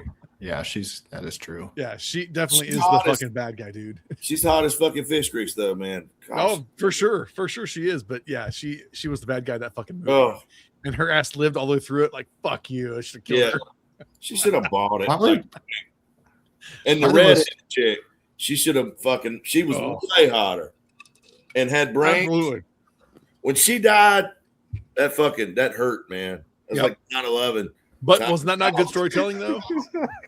Yeah, it's fun. This is a fun movie. Died, it sucked. Oh, it's a great movie. It's probably the random movie I watched recently was Catch Me If You Can. It was on Netflix or something. That's a good movie. I hadn't watched it in a long time, and I forgot the guy. So it's Leonardo DiCaprio and Tom Hanks. Yep, it's based on a true story. Yep. And the guy that he commits fraud, basically starting at 16. Oh, is that the guy that he goes in and he's got the checks? Yeah, okay. Yeah. I've heard. All right, now. But then he started. But then him in real life, the guy that Tom Hanks plays, and him become like best friends basically. Yeah. And he works and develops most of the anti-fraud methods used today and how checks are used. Yep. Like he developed that. This guy that committed fraud and had embezzled millions of dollars through false checks. He was a fake pilot. I actually met him years ago. She was working for casino. Yeah, she's working for casino, and he came in doing a seminar on basically showing them how to spot some of the fake shit. And she said, "Yeah, it was neat to meet him because I think it was like right after the movie came out, so like it was more generally known who he was." And she goes, "Man, he was an arrogant asshole." And I was like, "But dude, look at his life and what he did. He's gonna have fucking arrogance to everything he's done. The fact that he's a con man like that, like, look at the guy from arrogant Wall Street. That guy's an arrogant asshole too." And right, I think it just shows personally how excellent Leonardo is as an actor. Oh, phenomenal!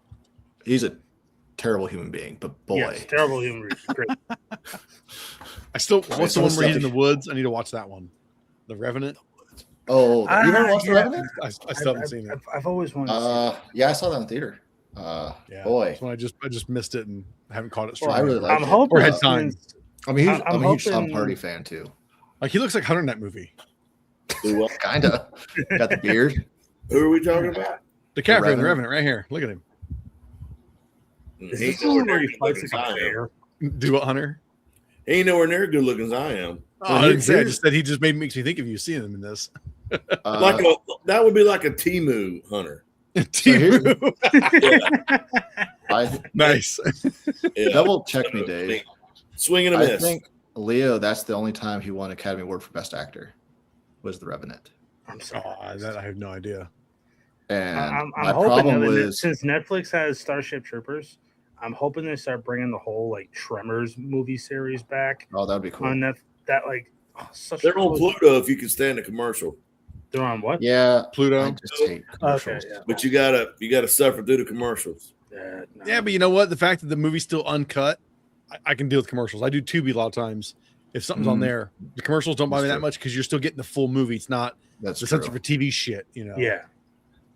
But my problem with Tremors Revenant is I think that's the movie Leo won for Best Actor, and that should not have been the movie he won Best Actor for. There were way more better roles he played. Shutter Island, he should have gotten one. Shutter Island. Honestly, Wall Street. I gave up on the Academy Awards so long ago. It means fucking nothing. I like it means absolutely nothing anymore. Like I think that's just the film person in me. I still like kind of follow. I don't really watch it as much. I just follow it. But No, I that's mean, Oppenheimer won, and I was happy it won. But most times, like, I didn't even pay attention to that because I completely tuned out in the Academy Awards like I don't know 10 years ago because I was like it's so much dumb shit that should win shit wasn't winning shit. You know, they always shit on sci-fi and fantasy. You know, it's just like I checked out. Like, is Lord of the Rings still the only fantasy movie that won Best Film? I think it's the only one. Yeah, and for good reason. You know, it's one of the greatest films ever. Yeah. What's up, Hunter? I haven't been following the Academy Awards because there's a bunch of fucking millionaires sucking each other's dick. Oh, it is. I have no interest in. Yeah. However, I knew the bias was strong when that movie Nefarious was never even mentioned. Yeah. Well, yeah, it's a good movie. Well, surprisingly, last year was a big year for horror because both Weapons and the Michael B. Jordan one. Why can't I think of it? Ryan Coogler. Sinners were up for a ton of awards, and both of those movies were fantastic. You know, I didn't like Weapons. You didn't? I didn't. It was weird, and I enjoyed it. I'm excited for that director to do more stuff. I'm still shocked how you didn't like Weapons, dude. I don't know. Weapons was, I don't know. It hooked me from the get-go. Well, and here's the thing. Julia Gardner, she's really good. Like, she was great in Ozarks. She was really good. Yeah, she was. Go for it, Hunter. Go for it. There was no real ending. It was like The Sopranos, you know. Okay, but the kids are still all fucked. Yeah.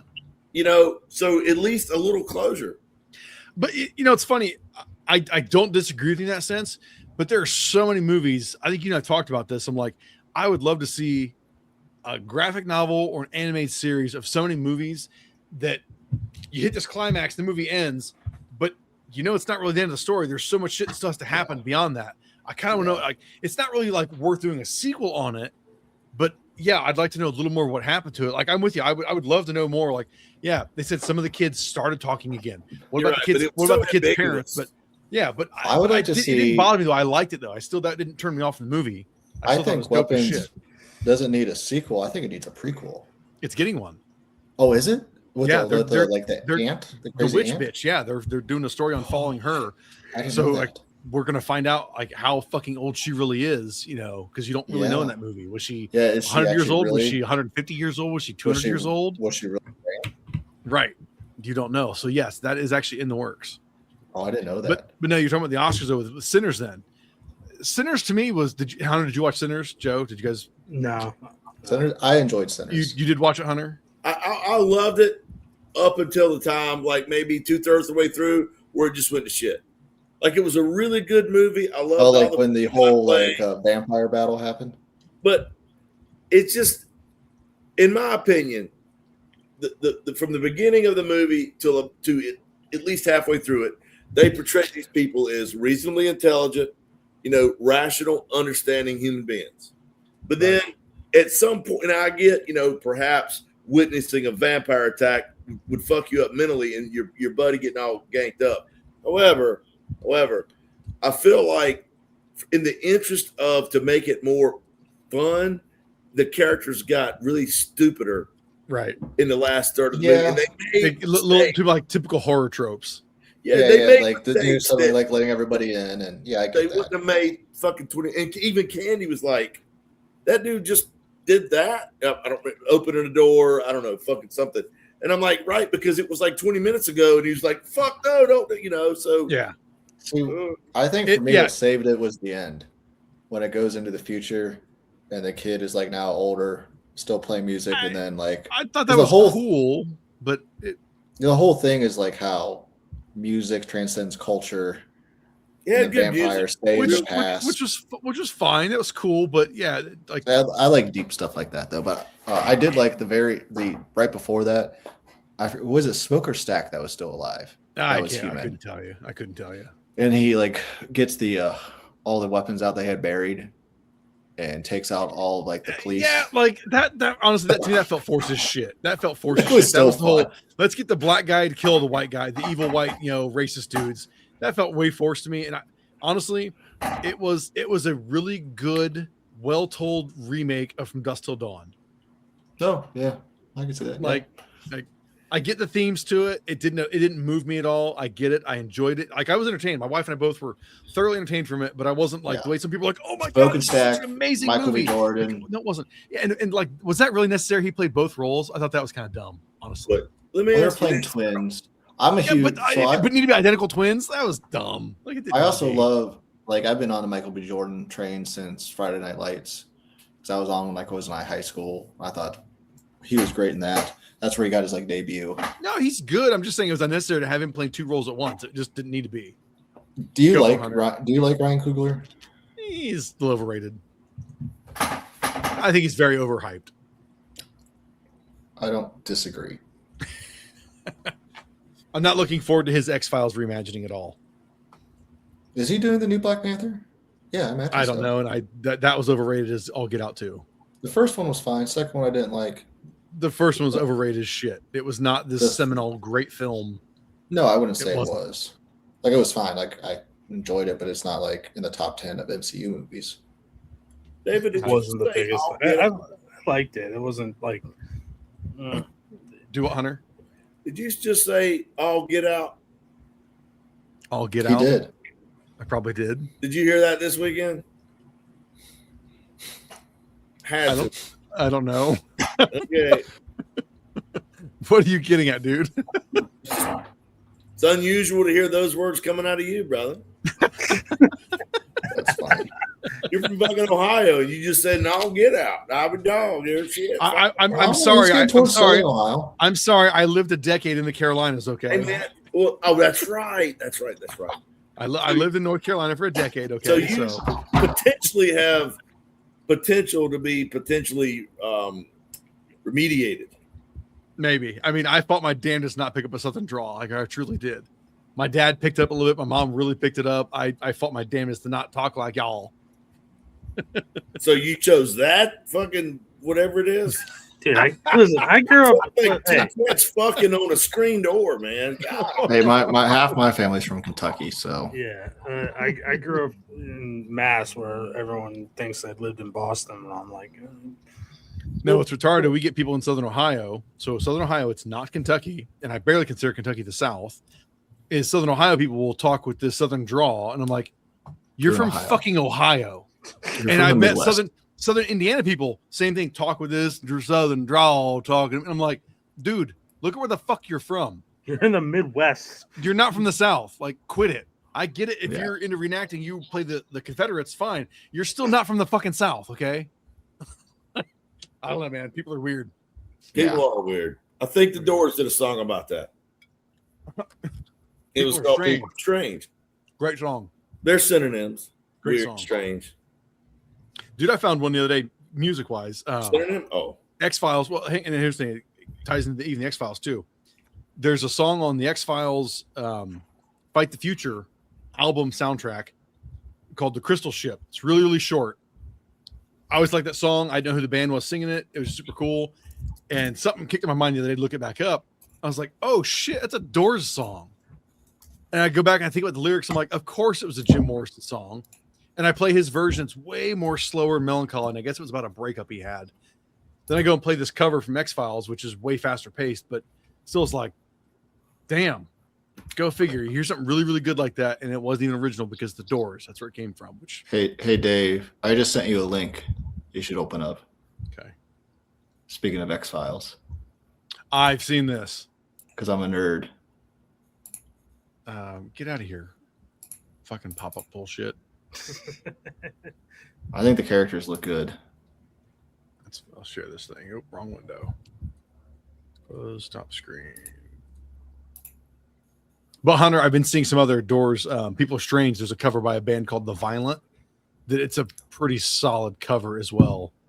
If you're willing to accept covers of classic shit. I mean, Van Halen did a number. Oh, that's awesome.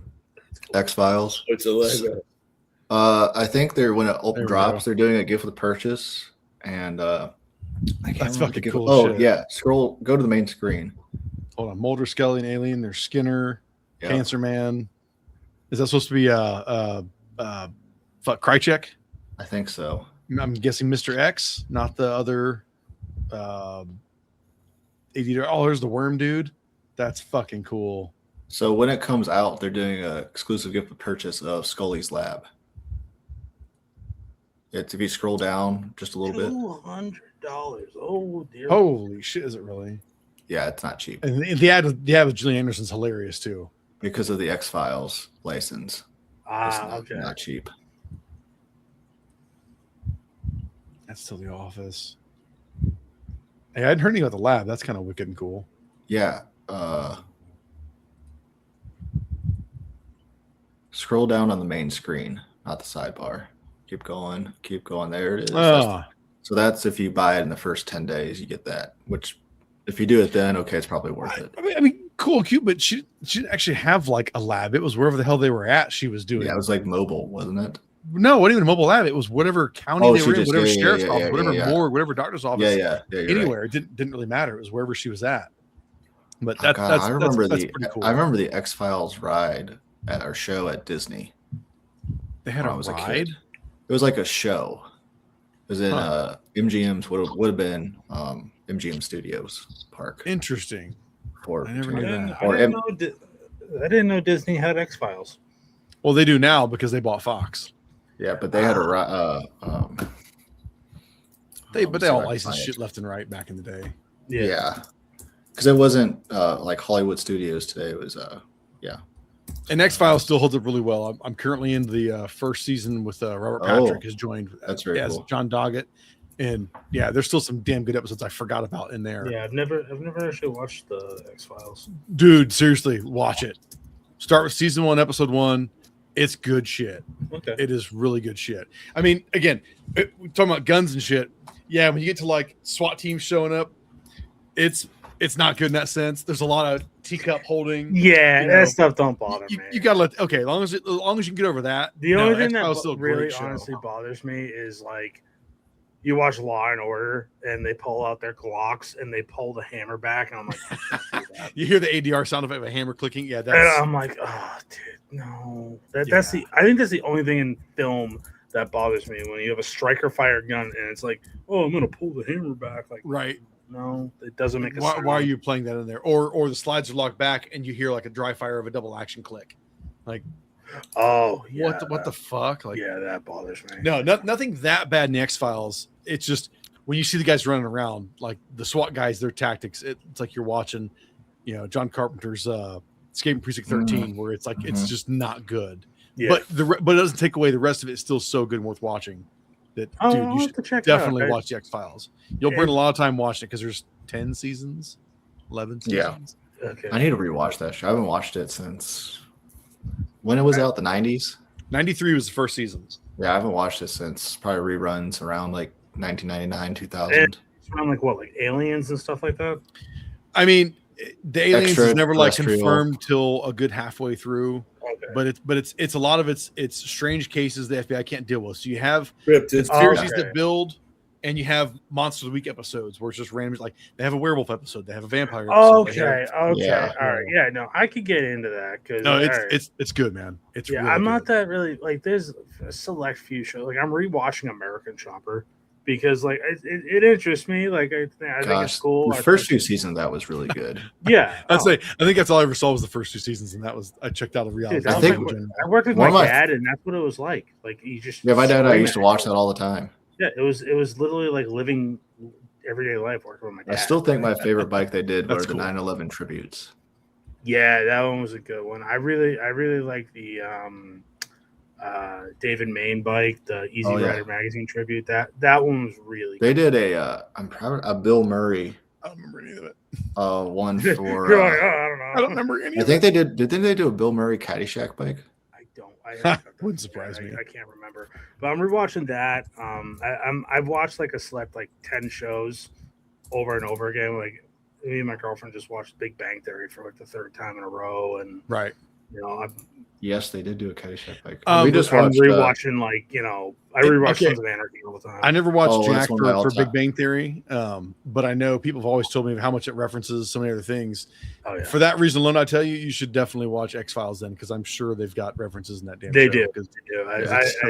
I would. We just I'll watched check it out. randomly. We just watched Young Sheldon. Actually, we liked it. It was pretty fun. Yeah. I'll have to check it. Yeah, I've been wanting to. I just think it's Big fun. Bang Theory. I liked. We started watching Young Sheldon a little bit. Till my son blew through the whole damn thing, and we're like, Mason, are you gonna watch it with us? He's like, no, I already watched it. We're like, I love the George Senior, Right. the dad, and Meemaw. She's great too. Oh They're the yeah, two best I'm characters. more of a How I Met Your Mother fan. Like I love. Yeah, I like, watched that a couple times. Yeah, those shows kind of combat each other, but it's like it's very hard. Friends fan. Watched that a couple times. turn my kids into Friends fans. They love Friends. I couldn't get into it. I don't know. What? We were rewatching Home Improvement. Yes. Such a Great good show. show. That was so Yeah. good. Going That's back now, awesome. Home Improvement's a little corny, but it's still It fun. is. It's Oh, still fun. it's awesome. It was peak '90s, right? Yeah, there. it is very much peak 90s. It was the best. I'd love to check it out because like I found like a lot of these old I'd say old school, but old TV shows I'm starting to like kind of get into. Like, yeah, I a couple years ago I did The Sopranos finally because I didn't actually get drawn up, and I'm like, all right, and that was amazing, you know. And it just I watch all these like other shows that aren't even aired anymore. I'm like, oh, this is cool. So Sons no, of dude, Anarchy. You mentioned the writing and all that that stuff is Yeah, so mine. much better. The most of the new shit is so bad. Like it's just I could dumb. like I can't. There's certain shows I'm like I'm good. I will say my current favorite show of like modern production shows. One of them is it's on Apple TV. It's called For All Mankind. Okay. It's about is that the reverse So it's the- Russians? it's the premise if the Russians landed on the moon or the Soviets landed on the moon first. Okay. So really, I think we're like in the year 2012, and they're on Mars going to Venus or the Titan, which is the moon of Venus, because the space race never ended, meaning technology advanced at a faster rate, Okay. right? So like most of our modern advancements were aside from the space race. Well, if that never ended and you're investing trillions Right. of dollars into it, I just kind of, and they take some liberties with some inventions that I started it, man. The first couple of episodes like did not draw me in. I thought it was I think boring as shit. I love But history. I love like the history of the space race and things like that, and this alternate history thing. I think it's been really good. I enjoy that. No, I might And give it they- another shot just because I do think it looks cool. But They just released a spin-off show called Star City, which now we're going to start watching. It gives you the opposite view from the Soviet side. interesting. So it goes back to, I think, to the beginning when the Soviets landed on the moon. So now we see their perspective. A new one I saw Apple's got coming out that really caught my attention is they're doing Neuromancer. Neuromancer. Yeah, it's, I'm drawing a blank on fucking author now. Dude, that like created Cyberpunk more or less. Oh, okay. Okay. God, why am I can't. I would say Apple William TV's Gibson. William yeah. Gibson. Apple Yeah. TV's actually been kind of fire lately. I haven't. The only thing I need to pirate somebody's Prime so I can watch Rings of Power. That's like the only like new show. I'm like, all right, I skipped it. you skipped it. All right. I heard no people that weren't fans. I was like, nah. I'm What not is watching it? I know because it goes. It's not on Rings the of true- Power. Oh, Rings of Power. Yeah. Yeah. I've watched it. Well, yeah, 'cause I Did hear you it's like not it? based off the actual story. It's based. It's We don't have enough time because there's a whole part of the issues has to do with the Tolkien estate. yes, Right. yeah, the token of state. They So- wouldn't release it. But okay, I'll say it like this, Corey. Were you entertained with it? Especially Okay. season 2. Because you're only the second person that's watched it that told me that they were entertained with it. Everybody else I know fucking hates it. So I was like, I'm not going to waste my time watching it then. Yeah, I don't have that. There are parts I don't love the Harfoots. I don't like that they introduced Gandalf because Gandalf didn't come about to the third age, beginning of the third age. It should have been like a blue wizard, not Gandalf. Well, and I saw some bit too. But They Tom tried to make the orcs Bombadil was look like great. Like something if I make were, the orcs look sympathetic, like I was like, no, orcs are just evil. Like, It's why would you make them also- look sympathetic with women and children. Oh, my little It's a baby little- orc thing. Like, it's a little different because we only know orcs after Sauron was in power. Right? This is pre-Sauron in power. So these are a kind of a different age, right? If I were to rate it, I would probably put it above the Hobbit series still. really? I I don't have know more. why I have everyone more. I hates have more issues with the Hobbit series than I do with Rings of Power, Wow. and that's more so. You took a 250-page book and made it into 3 movies. Well, that's That- the Hollywood cash cow bullshit. Okay, I agree with that because I did read the book. It's a great book. Because the movies are boring. The Battle of Five Armies. It should have been 2 movies at most. The Battle of Five Armies. 90% of that movie is not from the book. It's just all made up. No. Oh yeah, that's true. I read it when I was in. So you got to remember in the chapter that's the Battle of Five Armies. It's short because you're watching it from Bilbo's perspective, and Bilbo gets knocked out. Yes. So he wakes up. Thorin's dead. Philly and Killy are dead. Oh, so because in the book, he didn't have Thorin die in his arms. He was already dead because he was knocked out. Yeah. And then, like Legolas isn't in the book. Like, you can probably because Legolas wasn't a character yet. Because remember, this predates Lord of the Rings by like 20 years. You're looking at 1930s to the 1950s. So, like, the idea that Legolas existed because he's an elf and he was in. But again, that becomes Mirkwood. the whole Hollywood machine thing, though. They gotta make the movie. They gotta have you tie into enough so you're invested to go see it. And it's because Lord of the Rings made so much money. Oh, yeah. And they did way more CGI in this than The Hobbit than they did Lord of the Rings, which was way more practical. It was terrible in The Hobbit. Yeah, the CGI of like the goblins and the Goblin King was not very good. Terrible. And the trolls. Reminds me, I need to get my son back to watching. We watched around Christmas. A friend of mine came over and we watched the Fellowship of the Ring extended cut. Yeah, that's the first time my son actually watched it all the way through because my God. I've had it on the background. Like I remember one time I had it on and watched the scene of the Balrog showing up. I was like, Mace, watch this, check this out. And you see the Balrog and he flares up. And he looks at me and he goes, yeah, it was like in Thor Ragnarok. I was like, oh, dude, no. I'm like, this is way cooler than that. So at that point, I was like, okay, he's little enough that he's not getting the cool factor in this because the quick and the pace of Ragnarok had him in. I was like, so I didn't even watch him anymore. I just quit watching him till he'd get older to really appreciate it. And now I've gotten to that point. And so we watched his first viewing of Fellowship of the Ring was extended cut, and he loved it. That was badass. And I've had a hell of a time trying to schedule my friend to have him come back over and watch the Two Towers and then do the Return of the King. But again, all of them being just extended cuts. And he's all like, yeah, Dad, when are we going to watch Two Towers? I need to watch it. I'm like, I know, dude. Absolutely incredible. Best battle scene in all of film, I think, is still the Battle of Helm's Deep. Oh, hell, so good. I mean, it's so incredible. And the fact how they filmed it. Yeah, I haven't seen the extended edition, the extended cut. The Return of the King extended cut adds so much more. I know. Like I haven't seen that. You've never seen the actual Mouth of Sauron. Like, if you haven't seen the extended, you wouldn't have seen it. No. Yeah, no. And then you wouldn't see. I've seen the extended Twin Towers. The exchange between the Witch King and Gandalf on the battlements of Minas Tirith before the horns of Rohan blow and he goes off. Yeah, that's a whole thing. Return of the King was the one that, as I sat in theaters watching it, I cried. No. I was saying, as I'm watching it, I'm going, this is so cut up. I can't wait for the extended version. Like, that's like everybody that loved Return of the King theatrically, I didn't. I was like, it was good. It was good, but I wasn't in love with it. I was like, I'm waiting for the extended cut because there's so much movie missing out of this. When that finally came out, I was like, yes, this is fucking awesome. Peter Jackson said there's even more hours of film. God, I believe they shot it all back to back to back. Yeah, they shot 3 films. It was a huge, ambitious, huge undertaking. I mean, they started this in the late 99. I don't know how he's like 97, 99, somewhere in there. I don't know how he sold that. Like the idea of them, let me do all 3 of these in one shot. It's like it was a big risk because they did not. Yes, it was. It was huge. Fantasy wasn't huge. No.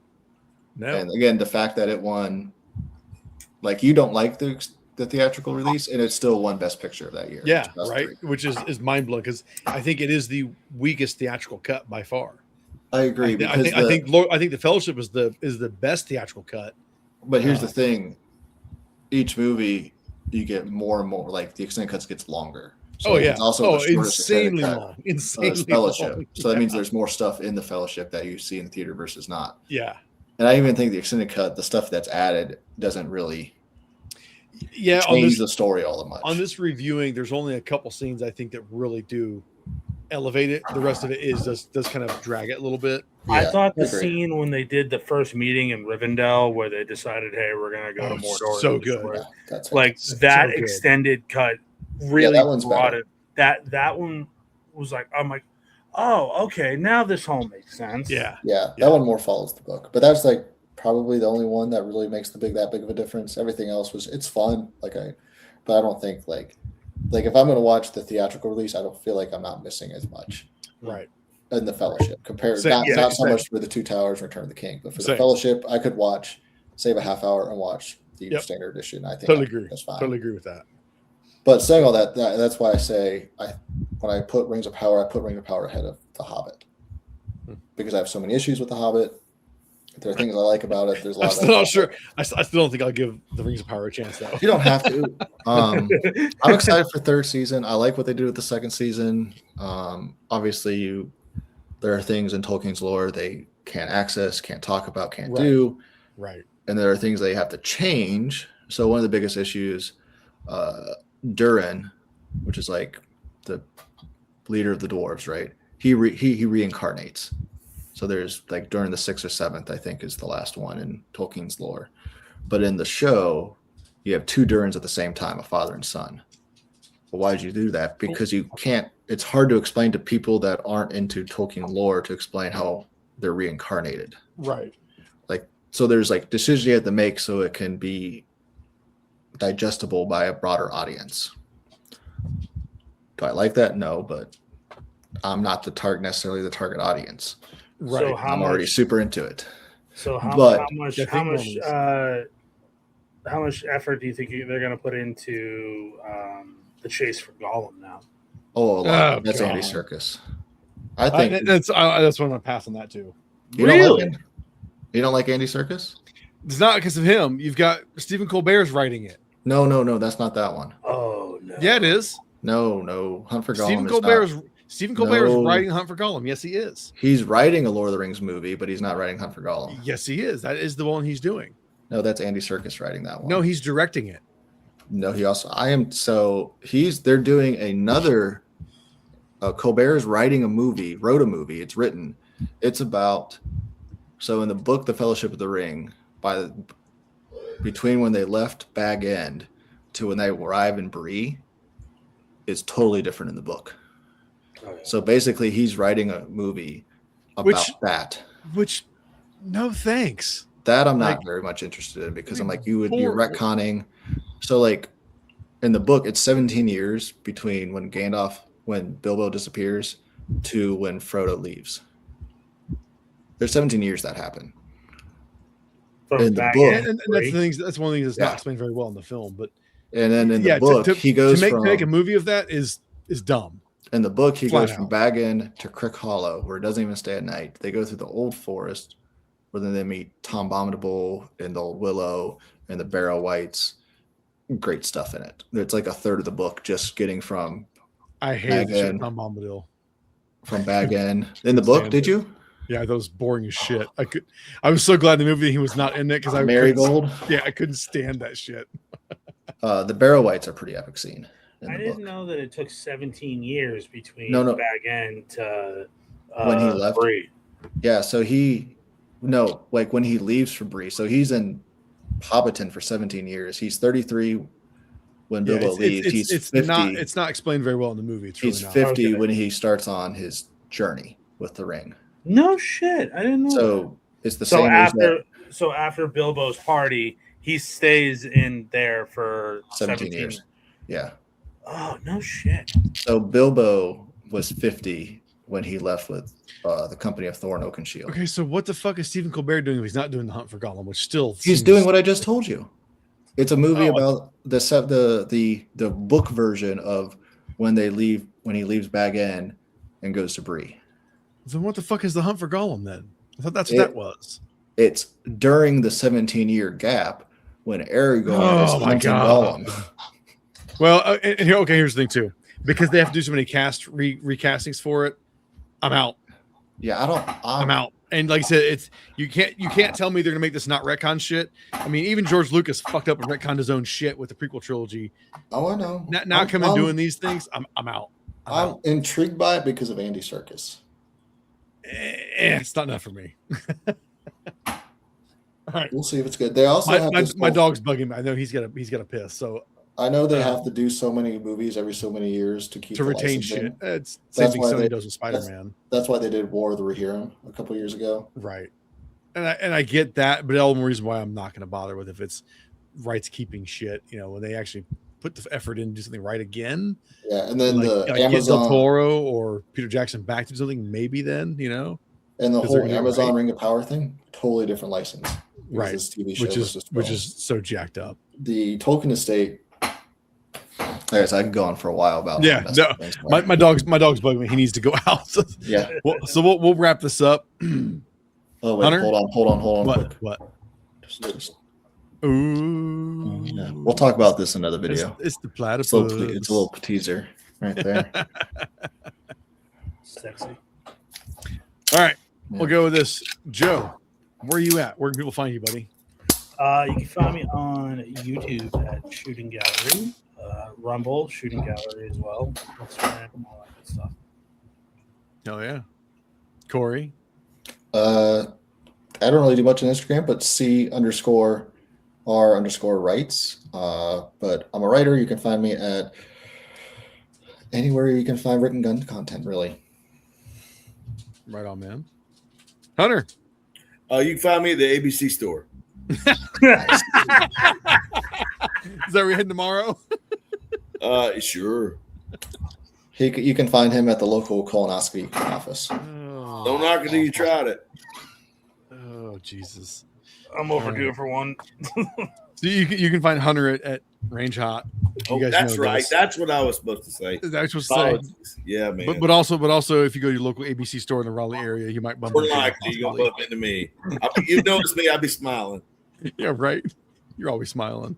Ain't that the truth? And you can find me obviously on Live Fire Media. So all of the shit's there. So I hope you guys enjoyed this one. We ran a little longer than normal, but hey, sometimes we do that. We don't give a shit. This is our show. I think it's just when I'm on. We just talk more. It just depends. But I do need to get off here too between the dog and I'm leaving for goals tomorrow. So I'm sure we'll be doing some goals coverage of maybe things I go see when I can break out of the booth this weekend. I don't know. Yeah, have a fun drive. How long is the drive? 8 fucking hours. Oh. So it's whatever. It's fine. But yeah, everyone, I hope you enjoyed this. And if you didn't, well, try again for the next one. Peace out. See you.